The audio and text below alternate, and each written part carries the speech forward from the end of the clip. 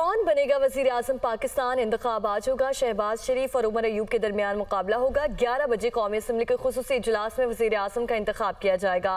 336 रुकनी ऐवान में वजारत उज़्मा के लिए 169 वोट दरकार। इत्तेहादी जमातों को 209, सुन्नी इत्तेहाद काउंसिल को 91 अरकान की हिमायत हासिल है। शहबाज शरीफ को पीपल्स पार्टी, MQM, RPP और दीगर जमातों की हिमायत हासिल है। इसी हवाले से यासिर मलिक हमारे साथ मौजूद हैं।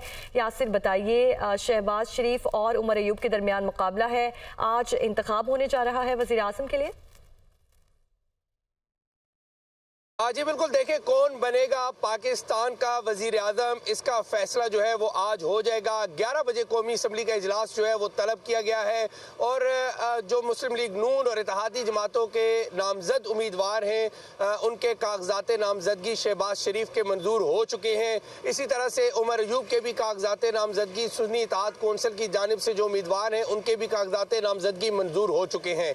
अगर ईमान की बात की जाए तो 336 अरकान पर मुश्तमिल कौमी असम्बली का ये ईवान है, लेकिन अब तक जो है हल्फ उठाने वाले अरकान हैं उनकी तादाद जो है वो 306 के करीब है।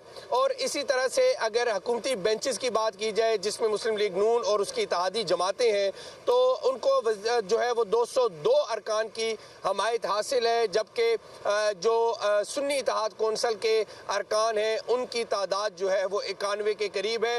यानी कि उमर अयूब के जो उम्मीदवार हैं उनकी जमात और उनकी जमात से जो मुंसलिक लोग हैं उनकी तादाद 91 के करीब है।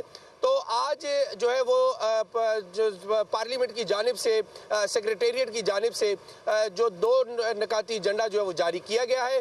सबसे पहले जो है वो कौमी असम्बली का इजलास शुरू होते ही तिलावत कलाम पाक होगी, उसके बाद हमदो सना होगी, फिर तराना होगा और फौरी तौर पर स्पीकर जो है वो अनाउंस करेंगे कि दोनों तरफ जो लॉबियाँ हैं, जो अपोजिशन बेंचेस हैं वो लेफ्ट साइड पर स्पीकर की चले जाएंगे, जबकि जो हुकूमती बेंचेस हैं वो राइट साइड पर चले जाएंगे और वोटिंग का अमल जो है वो शुरू होगा। और इसमें वोटिंग जो है वो एक रजिस्टर्ड जो है वो रखा जाता है, उसके ऊपर तमाम जो हुकूमती बेंचेस के लोग हैं वो अपनी लॉबीज़ में चले जाएंगे, वहाँ पर अपने नाम का इंदराज करेंगे। इसी तरह से अपोजिशन बेंचेस के जो लोग होंगे वो अपनी लॉबीज़ में, अपोजिशन की लॉबीज़ में चले जाएंगे और वहाँ पर अपने वोट का इंदराज करवाएंगे, अपने नाम लिखे जाएंगे, उसके बाद सिग्नेचर किए जाएंगे, फिर स्पीकर के सामने तमाम जो रिकॉर्ड है वो रखा जाएगा और उससे गिनती करने के बाद कि किस उम्मीदवार को जो वजीर आज़म के उम्मीदवार होंगे उनको कितने वोट पड़े, इस तरह से जो है ये तमाम अमल जो है वो मुकम्मल किया जाएगा।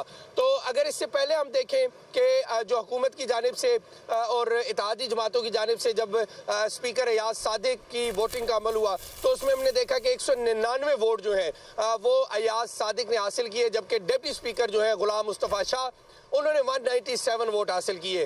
तो आज जो है वो 202 अरकान की हमायत जो है वो आज भी ईवान के अंदर जो हुकूमती बेंचेस बनते हैं जिनमें नून लीग और उनकी इत्तेहादी जमातें हैं उनको हमायत हासिल है।